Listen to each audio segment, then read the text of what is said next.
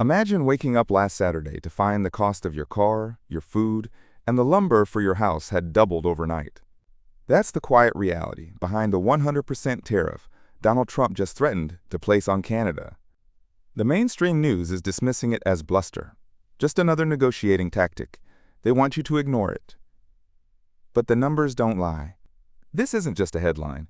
It's a financial shot across the bow of a $917 billion trade relationship, the economic lifeline for 36 American states. And what the politicians and pundits refuse to tell you is that this isn't about a trade war. It's about a secret deal Canada was cutting with China, and Trump just lit the fuse. The real story isn't the threat he made, it's the one they forced him to make. This crisis didn't just appear out of nowhere. To understand the threat, you have to understand the machine it's trying to break. For decades, the US and Canadian economies have been fused together. It's not just a trade deal, it's a single continental assembly line. Every single day, $3.6 billion in goods and services crosses that border. Think about that. The traffic over a single bridge, the Ambassador Bridge connecting Detroit and Windsor, carries more economic value than our entire trade relationship with Japan. For 36 American states, Canada isn't just a partner, it's their #1 customer. This was all governed by a complex set of rules, an agreement called the USMCA, which was scheduled for a calm, orderly joint review in July 2026. But Donald Trump doesn't do calm and orderly. He operates with a tool I call the tariff hammer. We saw him use it during his first term, taking particular aim at China, putting taxes on nearly all of its goods. It was a strategy designed for an adversary. The message was simple: do what I want, or your economy pays the price. For years, that hammer was pointed east, across the Pacific. Then, on January 16th, everything changed. News broke that Canada had reached a preliminary trade deal with China. The details were explosive. As part of the deal, Canada agreed to slash its import taxes on thousands of Chinese electric vehicles, dropping the rate from a steep wall down to just 6.1%. To Trump, this wasn't a trade deal. It was a betrayal. It was America's closest neighbor opening a back door for his biggest rival. And so, he picked up the tariff hammer once again. Only this time, he wasn't aiming it at Beijing. He pointed it north. This isn't about politics. This is about your wallet. Every single day, a torrent of goods and services worth $3.6 billion flows across our northern border. That's not some abstract number. It's the paycheck for someone in your town. It's the parts that keep your local factory running. It's the reason the food on your grocery shelf is affordable. Think of it this way. One single bridge, the Ambassador Bridge, carries more economic weight than our entire trade relationship with Japan. For 36 American states, Canada is their #1 customer. This threat is a tourniquet on that financial artery. We're already seeing targeted strikes, like a proposed 50% tariff on aircraft that would vaporize an entire industry overnight. This isn't a negotiation. It's economic brinkmanship, and your savings account is the bargaining chip. The shockwave won't be felt in Washington first. It will be felt at your kitchen table. So if the damage is this obvious, this catastrophic, what is the one trigger that could force this kind of economic self-destruction? This whole crisis was engineered years ago, written into the fine print of the very deal meant to prevent it, the US-Mexico-Canada agreement. The USMCA was sold as the treaty that ended the brutal trade wars of Trump's first term. But it wasn't a peace accord. It was a ceasefire with a built-in self-destruct sequence. Here's the timeline they don't show you on the news. After years of friction, the new deal was signed. But unlike older trade pacts designed to last for generations, this one came with a clock. A formal review process was scheduled to begin, and that fuse was quietly lit back in September 2025. Suddenly, the entire foundation of North American trade was back on the negotiating table. This put the two key players on a collision course.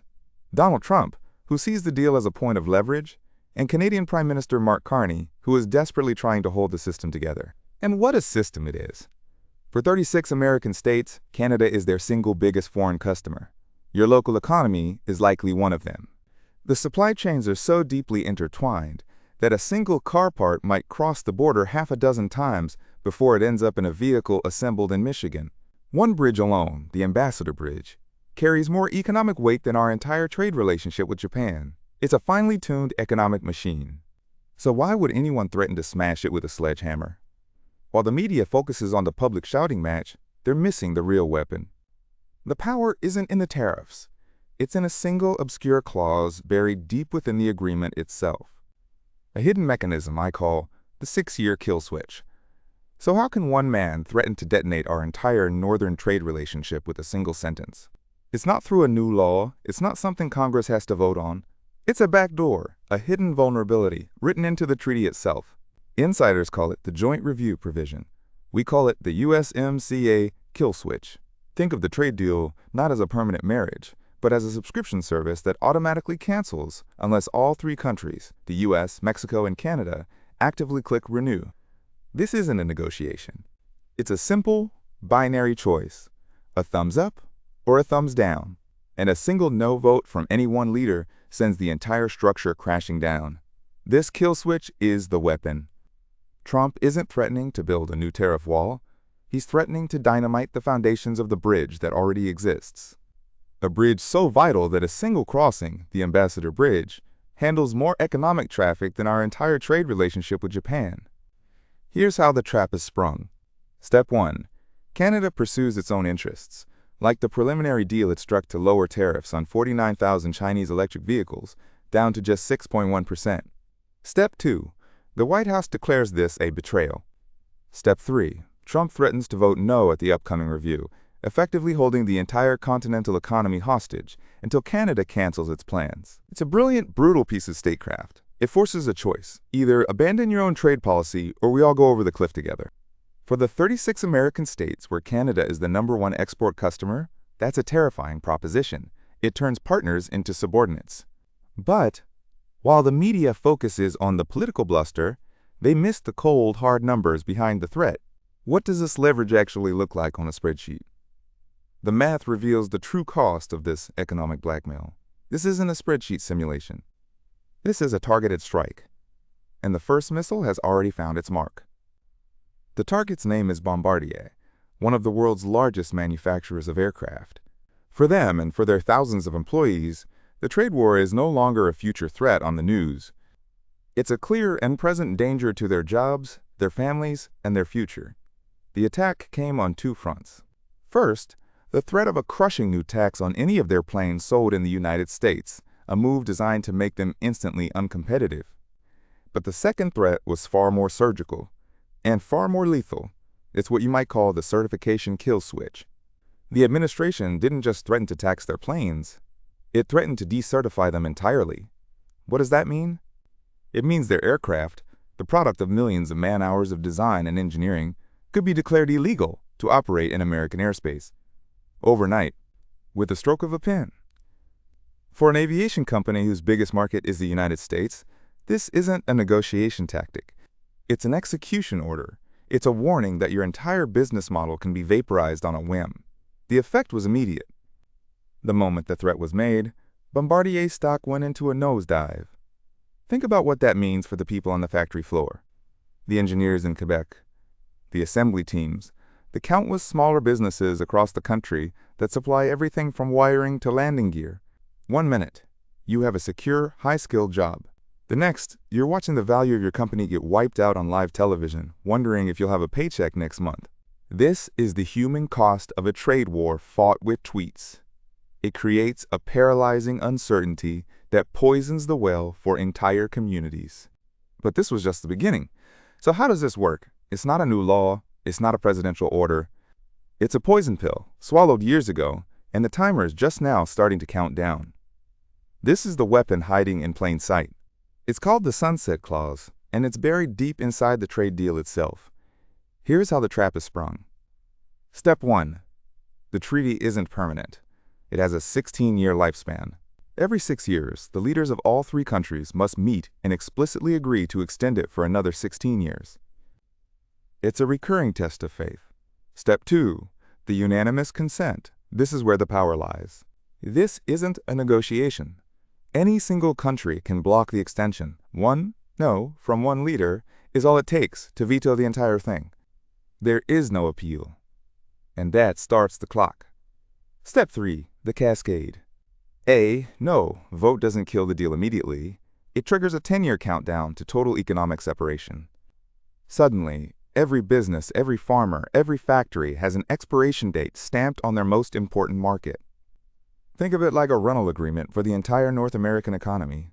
Every 6 years, the landlord can refuse to renew your lease. You don't get evicted that day, but you know you have to be out in 10 years. Would you build a new kitchen in that house? Would you invest in the property? Of course not. You start packing your bags. Capital would flee. Investment would freeze. That is the leverage. This is the part everyone misses. The headlines scream about tariffs on planes or cars. But that's just the shockwave. The real explosion is the threat to detonate the legal ground we all stand on. The threat isn't just a tax. It's the promise to erase the rules entirely. It's the difference between a speeding ticket and someone threatening to tear up the entire highway system. So when Trump threatens Canada over a potential deal with China, he's not just talking about a tariff. He's putting his finger on the self-destruct button. He is signaling to the Canadian Prime Minister, Mark Carney, that he is willing to trigger the countdown. He doesn't need Congress. He doesn't need a vote. And this isn't some abstract economic theory. We're talking about the flow of goods across a single bridge, the Ambassador Bridge, that carries more trade than our entire relationship with Japan. We're talking about the #1 export destination for 36 American states. This mechanism puts a gun to the head of all of that activity. The threat is the weapon. But what happens if the trigger is actually pulled? What does the fallout look like on a spreadsheet? The numbers reveal a story far more terrifying than any politician is willing to admit. The first strike against the aircraft industry was a sniper shot, precise, calculated, a warning. But the lesson from that initial attack wasn't learned. So the weapon is now being aimed at something infinitely larger. The target is no longer a single corporation in one sector. It's the entire circulatory system of the North American continent. Consider a structure like the Ambassador Bridge. It's just one bridge, a single piece of infrastructure connecting Michigan and Ontario. Yet, that one bridge carries more trade value back and forth than the entire economic relationship between the United States and Japan. It is a quiet giant, the unnoticed engine of prosperity for millions, and it, along with every other crossing, is now in the crosshairs. This is the second, more dangerous phase. I call it the Cascade. It's the intentional creation of systemic chaos. The strategy is no longer to target a specific product, but to poison the entire well. The threat cascades down from the highest levels of policy, infecting every single link in the supply chain. The shipping company hesitates to sign a new contract. The parts supplier in Ohio holds off on a new order. The Canadian farmer wonders if his American buyer will even exist in 6 months. It's a financial siege. And it works by multiplying the damage. Paralyzing one bridge creates a regional traffic jam. But threatening every bridge, port, and rail line, that creates continental gridlock before a single tariff is even collected. This is no longer about winning a negotiation. It's about demonstrating the raw power to break the entire machine. And you can see the proof in the numbers they don't talk about on the news. Canada isn't some distant trading partner. It's the #1 export destination for 36 American states. That's not a typo. 36. From the dairy farms of New York, represented by a frantic Senator Gillibrand, to the auto plants of the Rust Belt, this isn't just an attack on another country. It's an attack on Boise, on Columbus, on Augusta. Each threat is a tremor that weakens the economic foundations of states that millions of Americans call home. The damage is no longer contained. It's designed to spill over, to flood everything. And here's where it gets personal. The numbers behind this threat aren't abstract. They are brutal. Take one bridge. Just one. The Ambassador Bridge connecting Detroit and Windsor handles more economic activity than the entire U.S.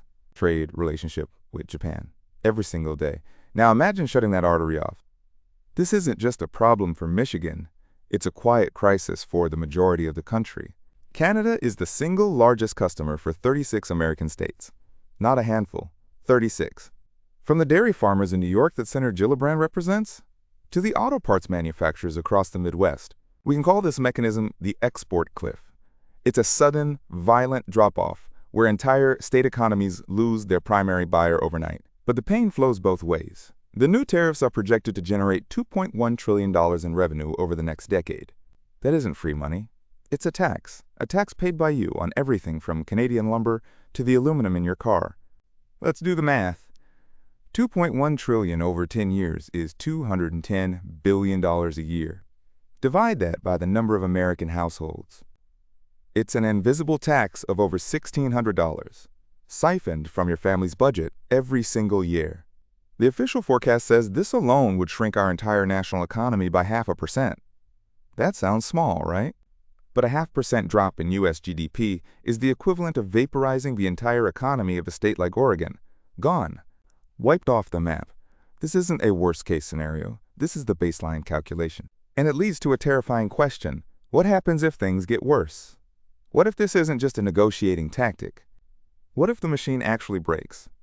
The experts on TV will tell you to calm down. They'll insist this is all just political theater. Even Canadian Prime Minister Mark Carney has dismissed these threats as simple bluster, a classic negotiating tactic to gain leverage before talks even begin. And it's a comforting thought. It paints a picture of a master dealmaker setting an extreme opening position, a performance designed to secure a better deal for America. In a world of abstract theory, that argument holds water. But that theory shatters the moment it hits the real world. An economy of this scale doesn't run on theory, it runs on certainty. And this tactic is a certainty killer. Ask the investors who saw Bombardier's stock dive the second the words were spoken. The damage isn't a future possibility. It's already on the ledger. We can call this tactic the Bluster bomb. The threat itself is the weapon.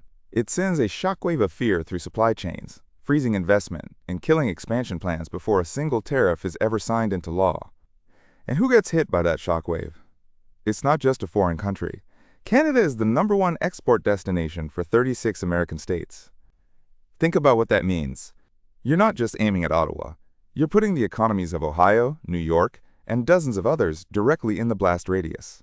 This isn't a surgical strike. It's a weapon of mass disruption, and we know it causes real damage. Previous tariff campaigns shaved 0.5% off U.S. GDP. That's not a negotiating chip. It's a self-inflicted wound. So while pundits debate the motive, the method itself is already inflicting pain. But even if they were right, so what does the future look like? There are two paths from this moment, and neither one leads back to the world we knew last week. The first path is what the insiders are betting on. I call it the surgical strike. In this scenario, the broad threats are just leverage. The real attack is focused and limited, a financial shot across the bow aimed at specific industries like aviation. Your life might not change overnight, but prices for certain goods will creep up. New York Senator Kirsten Gillibrand has already sounded the alarm on this, warning of the immediate pain even a limited conflict will cause. It's a slow bleed, designed to force a political outcome without total economic collapse. The probability? High. The cost? Still measured in jobs and shuttered businesses. Then there is the second path. The stress test. This is the scenario where the threat is not a bluff. It's a full economic detonation. I call this the boomerang tariff because the damage doesn't stop at the border. It flies right back. Canada is the #1 export destination for 36 American states. For them, this isn't a foreign policy issue. It's a domestic catastrophe. Factories in Ohio, farmers in Iowa, tech companies in California, they all lose their biggest customer in a single day. The supply chains don't just bend, they shatter. Of course, some analysts, like trade expert Eric Miller, argue the entire premise is flawed. They point out that Canada isn't the massive backdoor for Chinese goods that some claim, suggesting this whole crisis is built on a foundation of sand. Now, I know what the experts on television are saying, that this is all just political theater, a negotiating tactic.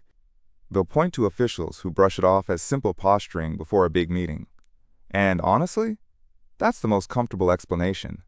It's the one that lets you go back to sleep, believing that the adults are in control and this will all blow over. But comfort isn't the truth. While everyone is focused on whether the threat is real, they're ignoring the damage the threat itself is causing. It's a hidden cost on our entire economy, a silent drag on growth. I call it the uncertainty tax. You don't pay this tax with money, you pay it with hesitation, with a new factory that doesn't get built, with a job that doesn't get created. One economic analysis projects that these trade war policies will reduce American GDP by 0.5%. That's not a hypothetical. It's a direct hit to our growth, happening right now, whether a single new tariff ever becomes law or not. And this isn't some abstract number felt only on Wall Street. Canada is the single biggest export customer for 36 American states. For the farmers, factory workers, and small business owners in those states, this isn't theater. It's a direct threat to their livelihood.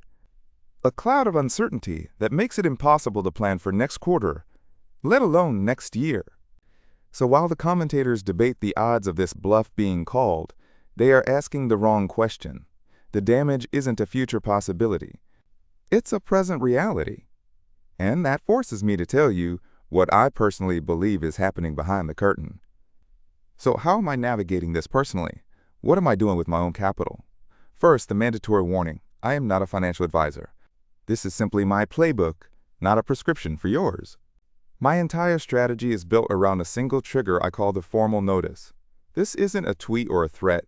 This is the official paper filed by the United States Trade Representative to begin the review process.